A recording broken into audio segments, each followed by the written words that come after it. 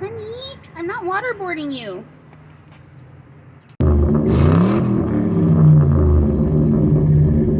Well, just a quick little one for you guys today. I thought it was super interesting and not something you see every day.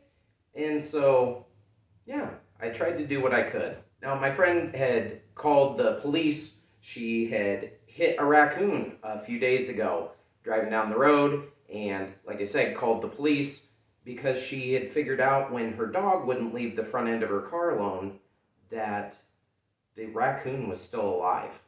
So the police told her that she'd need to go see a mechanic or somebody about getting parts off the car to be able to get it out of there. Of course, me being a mechanic.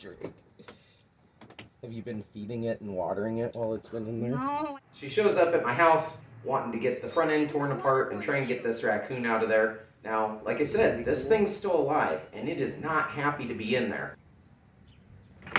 Nope, it's not gonna be cool. Well, it's being pretty still at the moment. You can see as soon as we started kind of poking and prodding and trying to get the raccoon up out of there, it was not happy about it.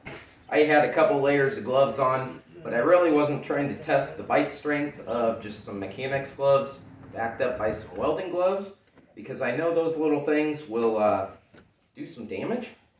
Unfortunately, right now I wasn't able to take enough apart with this thing being alive and struggling to get it out of there. It's not in a good way, and I think she's gonna go see some friends in the country, if you know what I mean.